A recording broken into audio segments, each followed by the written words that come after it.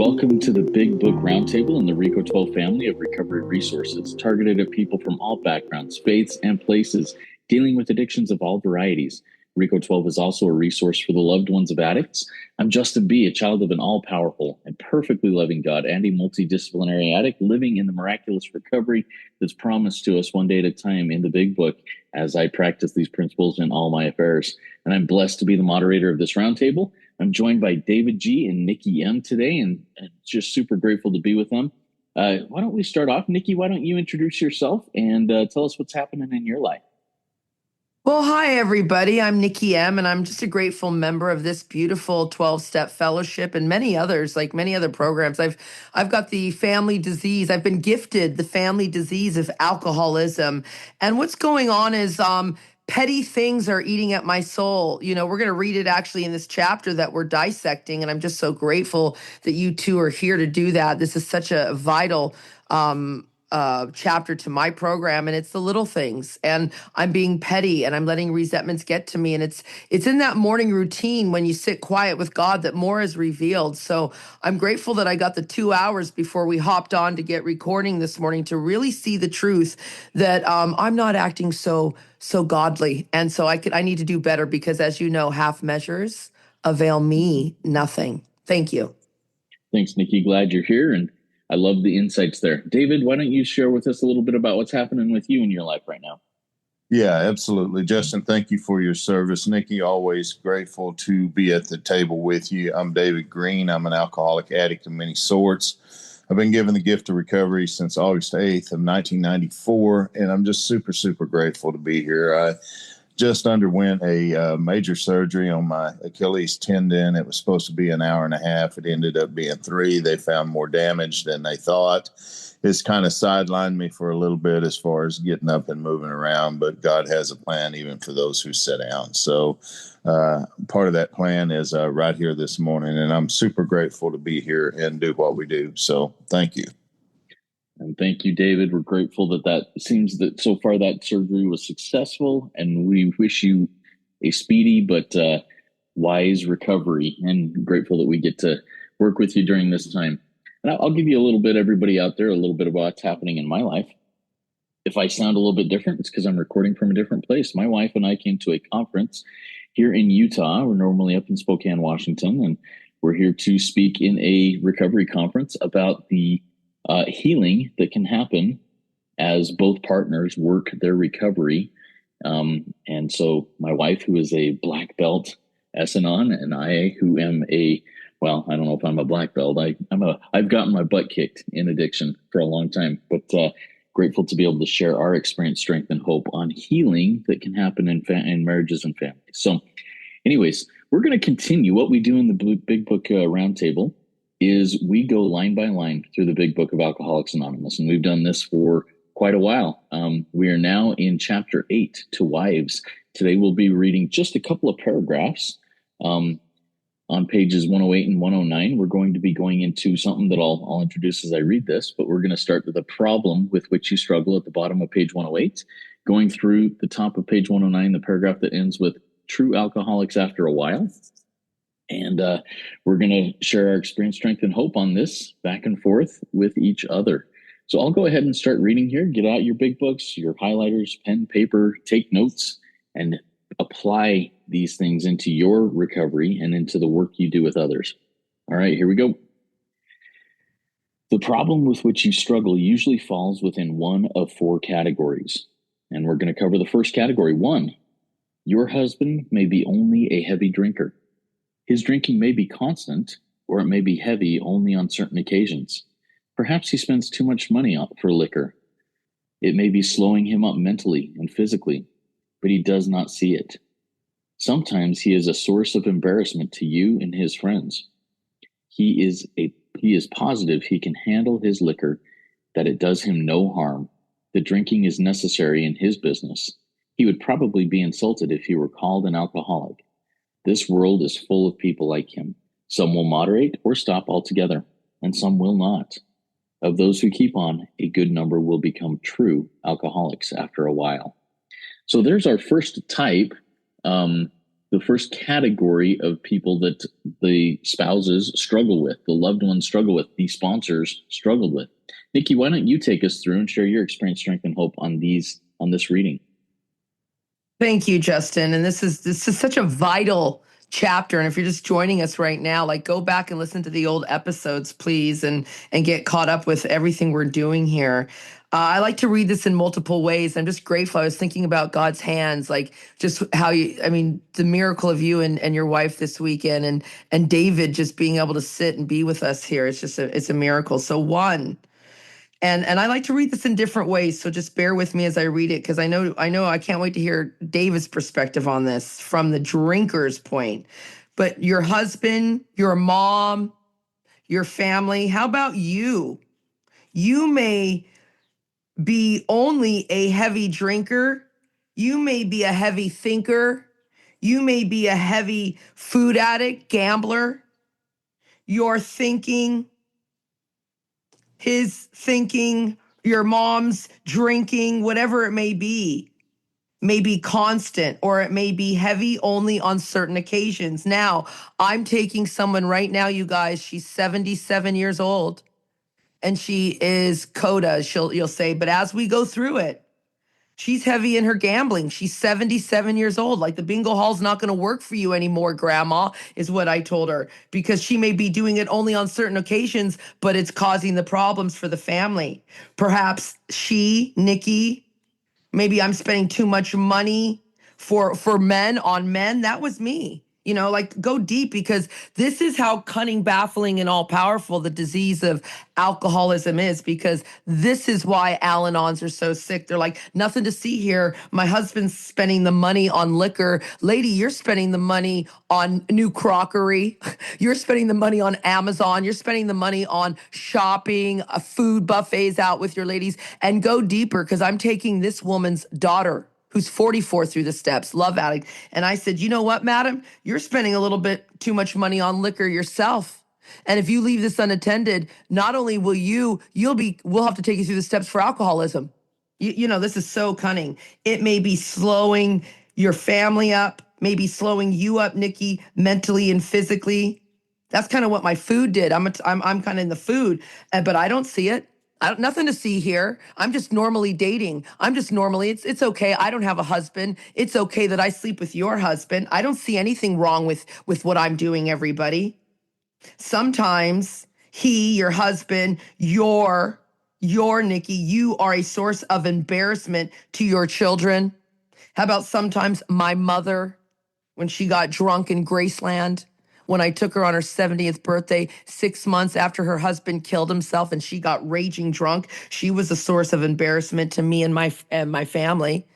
Me and the kids went to we went to the, there's a museum there, the Martin Luther King Museum. We went there instead and changed the tickets for Graceland the next day, while my mom stayed in the hotel room all day. You see, like, it's in everywhere. They're talking about your husband, but how about you? You're positive you can handle your actions. Oh, I'm just going to go do a little bingo. I'm just going to go out for a little ladies' liquid luncheon, blot out my consciousness with some benzos. But my husband, my heroin addicted son, is the problem. Yeah, right, lady. I can handle it. It does no harm to that my thinking, that my drinking is necessary in just living. See, I need a man on my arm or I can't live, because I'm looking at everybody else. I don't want to be a single mother. I need somebody next to me. This is how crazy it is. He would probably be insulted. I'm insulted if you call me an addict. And do you know how many Al-Anons I take through the steps, you guys? And they're like, I'm not an addict. Okay, lady, let's list it out. You shop too much. You hoard. You're a hoarder. Go deeper. You drink too much. You know you do. You're a type 2. For sufficient reason, you'll stop, because you just want to start blaming everybody else. It's like, don't look at me. Not me. It's all my husband. It's my son. It's my mother. It's society. It's the government. No, woman, it's you. This world is full of people like Nikki. Some will moderate or stop altogether. Oh, that's the white knuckle, sobriety. Some will not. That's the real addict. That's the real addict. They become the real addict. Of those who keep on, a good number will become true Alcoholics, not me. I mean, I'm a type 1. I can't see that happening, but I'll become a true addict. I'll fall asleep. I'll fall asleep right on your husband's penis, ladies. So watch out, because after a while, this progressive illness takes everyone hold, including when you look over at your child and you're like, what happened to you? You ate another human, like you're the size of a house. And then it's like, and it just goes through the whole family, but nothing to see here because I'm not drinking. Okay, that's my story. I'll stick to it. Thanks, Nikki, for going through that. I love the energy and the perspective you have, and I'll ask you a question here in a minute. But first, I'd love to hear David's walk through this paragraph. David, why don't you walk us through here? Yeah, absolutely, Justin. Nikki, thank you for sharing with us. I love how you come from the heart with this stuff and bring your experience as well. And that's what I do as well. You know, if I couldn't bring experience behind, you know, the things that I read in the big book, guys wouldn't want that too much. I mean, anybody can sit down and read a book, but whenever you really break it down and really share your experience, strength, and hope with each other, that's what the book is asking us to do. That's what the program is asking us to do every time that we come together and do this. So thank you for that. So the problem with which you struggle, there should probably be a question mark there. Do you struggle or do you not? And if you do, it's probably going to fall within one of these four categories. One, your husband may only be a heavy drinker. His drinking may be constant, or it may be heavy only on certain occasions. Now, we've seen this guy before. If you will remember back on, let's see, where is it at there? Page 20 in the book, I think it was, where he begins to 21. I'm sorry, page 21. You guys bear with me a little bit this morning. I'm a little groggy still, but page 21 of the book, we've seen this man before. And he's a certain type of hard drinker at the bottom of 20 who may have the habit badly enough to gradually impair him mentally or physically. It may cause him to die a few years before his time. But if a sufficiently strong reason, oh my God, I got cancer, you know, and they told me if I ever drank again, I'd die, or, oh my God, you know, I've met the love of my life. She is so beautiful and wonderful, but man, she is not going to put up with my drinking. So David, we're not going to drink tonight. I'm not drinking with you. Change of environment. You know, I've got a new job that started in Indiana that, you know, there's no way I can, you know, this is not me. Hell, I drink whether I'm going to Indiana. I'm drinking whether she's coming home or leaving home. You know, I drink all the time. It doesn't matter. So, you know, but we have seen this guy before. And the difference between this guy and a guy like me is this guy doesn't have the physical allergy. Now, he has the mental components. We knew that from what we've seen back on page 21 of the book. He had all of the mental components of an alcoholic. You know, it may cause him to die, you know, sufficiently strong reason. He might find it difficult or troublesome. He may even need some medical attention. But the difference is once he puts alcohol inside of his body, he can limit the number of drinks that he takes. He can limit the number of joints that he smokes. He can limit the number of shots to the arm that he takes. He can say, you know, this shit isn't for me. I don't like what it does to me. This is going to ruin my life. I'm absolutely not having it. I'm crazy in every other way, but this is not me. So if that's the guy, there's great hope here because, you know, if the problem is drinking, if the problem is using, if it's addiction, if it's eating, if it's whatever, just don't do it anymore and you should be okay. But every time you put that away, something shows up in the mind and it's very upset and mad and pissed off and it wants a way out and it needs some relief. Then you're looking at the real alcoholic. But this guy is not him. See, perhaps he spends too much. Well, perhaps he does, perhaps he don't. It doesn't say that. It just says perhaps he spends too much money for liquor. It may be slowing him up mentally and physically. The obsession to the mind is still with him, and physically it's slowing him down, kind of like I am here today. Now, this isn't talking about the physical allergy because this man doesn't have the physical allergy, and it's very obvious because if he did, he would be the real alcoholic. Read the rest of page 21. But see, he doesn't see it. And that's the problem for guys like us, you know, in our hearts, we know that, you know, we want to be a certain kind of character, but in our hearts, we know that we don't deserve it. We cannot see it. Sometimes he's a source of embarrassment to you and your friends. Hell, that wasn't a sometime for me. That was every time. Every time I went out, my wife would tell you, I am not going out with him. I mean, he is mean, he is loud, he is rude, he's awful. And I'm not going anywhere with you. And it'd be like, oh, well, hell, stay home. You've made your choice. I'm going by myself. So, and it says he's positive he can handle his liquor, that it does him no harm. And, that's the big lie, because I think liquor, whether you're a hard drinker or an alcoholic, does do harm to people emotionally. I mean, we say things that we normally wouldn't say. We do things that we normally wouldn't do when we're under the influence of alcohol. You don't only have to be an alcoholic to do that. The world is full of people like you. I see a lot of moderate drinkers that are just little assholes, they need to be punk slapped a few times is what I think. And it's just like, I see a lot of people like that. Some will moderate or stop altogether, and some will not. Of those who keep on, a good number will become the same man that we talked about on page 21, True Alcoholics After a While. And if you look at page 21 again, real quick, let me just run back there. It says, what about the real alcoholic? He may not, but he may start off as a moderate drinker. That's type 1. He may or not become a continuous hard drinker. That's type 2. But at some stage of his drinking career, he begins, or he's acting out, or he's eating, or whatever it is, he begins to lose all of the control of his liquor, whatever consumption it is. But here's the key word: once he starts. And if you don't have the physical allergy, you cannot do that. I mean, you can start, you can go on a bender, you can get sick as hell, you can show all the signs of an alcoholic. But, if you don't lose consumption the way it's talking about here, all control once you start, then you're not this guy. And that's okay. That's a good thing. Trust me. So I'm grateful that I am today, because it has brought me into a way of living in a relationship with God that's absolutely wonderful. And I'm grateful for all the hell I went through in my life. I'm grateful for all the hell I put others through in my life, because it gave me a chance to go back and make amends and reconnect with the power of the universe, because that's how we do it. Page 55 says, we found a great reality deep within, and if I hold you at arm's length, I hold this power at arm's length. But if I let you in, then I let this power in. So I'm grateful that I hurt people, not the way that I did it, and I'm not grateful for the things that happened, but I'm grateful that it did happen, because it allowed me to come back and get right with you, and as a result of that, get right with God. And today I'm in a great place. So thank you for letting me share, Justin.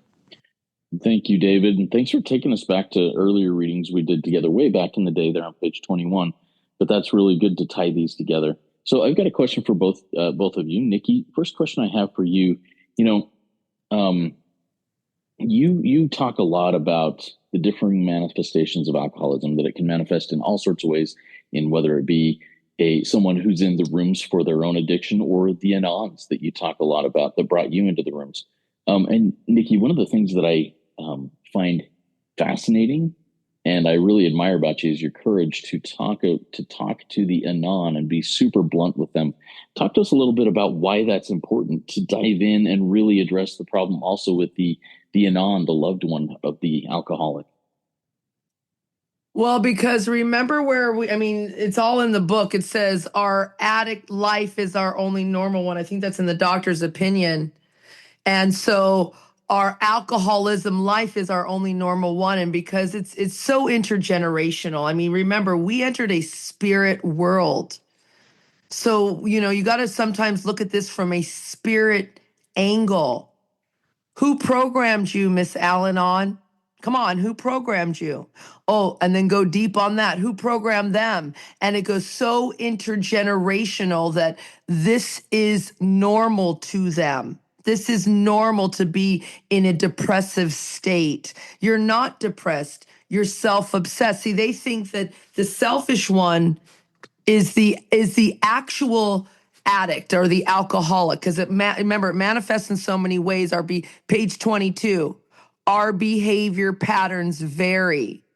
So like my mom, she would have blamed, she has 2 dead alcoholic husbands, my stepdads. And she will blame them, but she will never look at herself. Now me, I will go, I don't want to be like my mom. I don't want to live like that. Meanwhile, I'm throwing my children out for a man and money, but I'm not drunk doing it. See, I watched my mom getting tight, as you'll call it in the book, with her husband. I think we read that last episodes we do, where you'll tie one off with your husband, and she did that all the time. But I'm over here completely like sober, teetotaling one glass of wine, because David's right. You have a few more, and I'm an asshole too. And so, but I'm too controlled for that. See, I'm over here. I don't drink. I don't lose control, but I will go to any extreme to get a warm body in my bed and to get the money I need so I can control the situation. But nothing to see here. I'm not using any drugs. I'm not getting wasted. So cunning. Like, I mean, we read it, and I love the preamble. See, this is why, David's my biggest advocate. I'm always like, just call David G. He says I can be in the room. I have a seat. And not that I need his permission, but he knows the book. So when people like me walk into the rooms of CA, I don't want to be in there, but my friends are sober, dying on the men, on the women, on the money, on all the process addictions, on the gambling, and the sex addiction, the porn addiction. And I go in there armed with the facts, and then you tell me I don't have a seat because I'm not a real alcoholic. And then you read the preamble that says, remember, we deal with alcohol, cunning, baffling, powerful.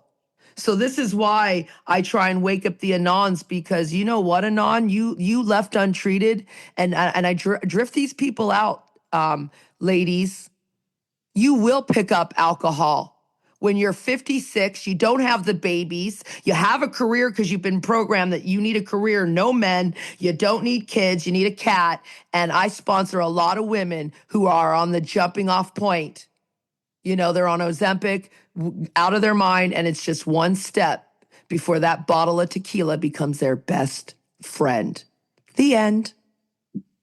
Thank you, Nikki, for speaking that blunt and truth and with us. David, so often, and this is going to be a basic question, I think, but I think it's one that's important for somebody who hasn't explored this. So often you say that if the problem is blank, alcohol, if it's drugs, if it's gambling, if it's whatever, just don't do it. The problem will go away.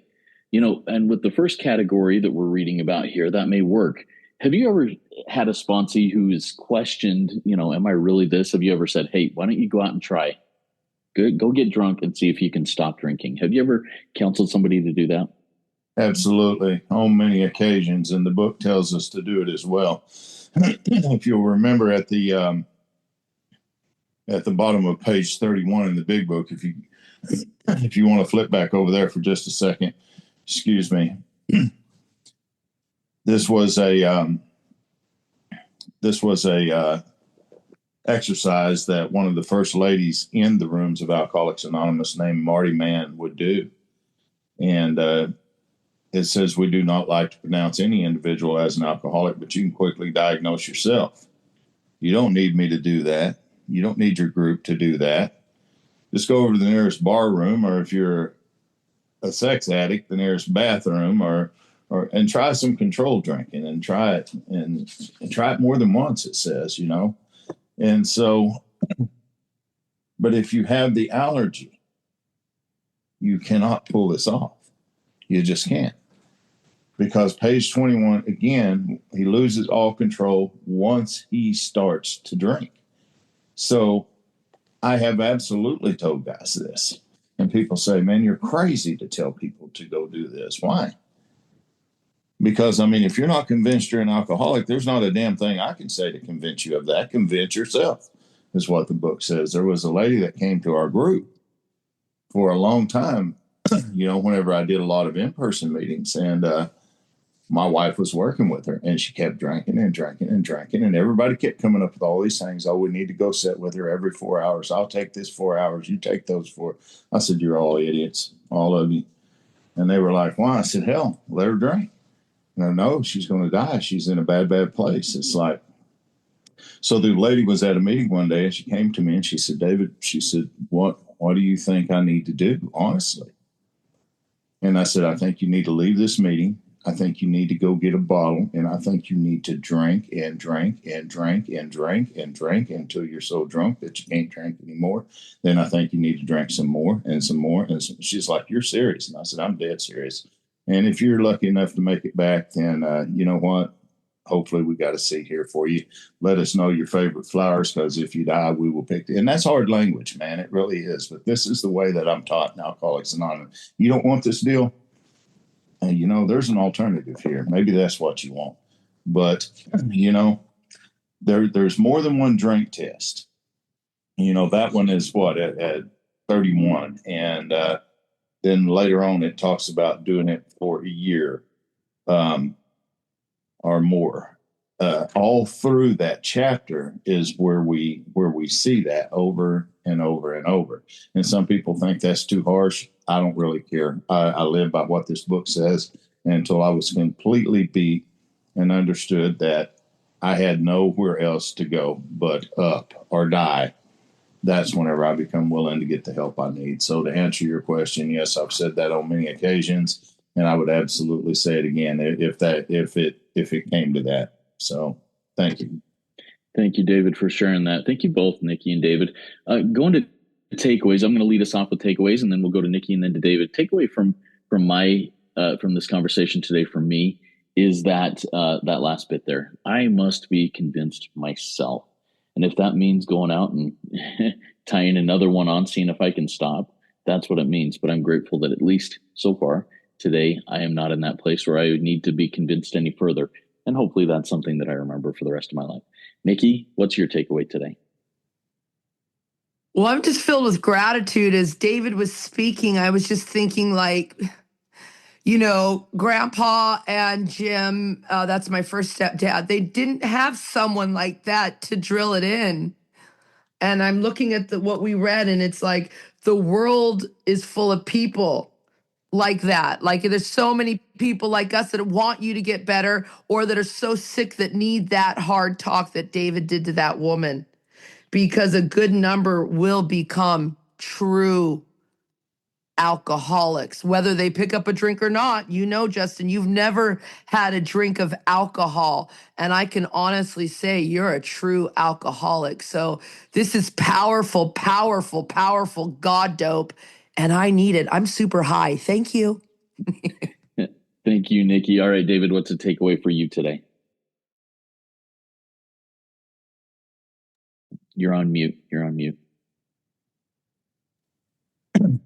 I would think it would be, you know, just don't bullshit yourself. I mean, everybody can try to convince us what we are and who we are and where we are, but that's not our job. You know, our job is to put your hand in the hand of God, walk you through the big book of Alcoholics Anonymous, and let you discover these things for yourself. You know, page 31 was the first drink test. Page 34 is the next one. Let him try leaving it alone for a year. You know, if he's real, it'll be, you know, he's not going to, you know, get very far with that. So I don't know. Just don't BS yourself. You know, people, they want to sober up because the judge says, I'm going to lock you up forever if you do that. The wife says, I'm going to leave and take the children and never come back. The boss says, you know what, you're fired if you show up like that one more time. And I can put resistance between me and the drink for some time over those things. But at some point, I'm always going to pick up again. My wife can say, you know what, David, I'm going to leave you. I'm never coming back. Our marriage is over. It's done. It's good. And I can promise you, as bad as I never want that to happen in my untreated state, I will go back and act out one more time. I just will. And so this is about finding a relationship with God and by God holding on, because if you don't, it's easy to get pulled away by distractions. So, yeah, don't bullshit yourself. That's my takeaway. Thank you, David. Thank you, Nikki. Everybody out there, thank you for listening. Now go out there and apply these things that you're learning. If there's something that jumped out at you, put it into action, because if not, it's not going to do you any good. All the learning in the world will do you zero good if you don't put it into action. So join us in the fellowship of the Spirit. Come trudge this adventurous and amazing road of happy destiny with us. Work it. You are worth it.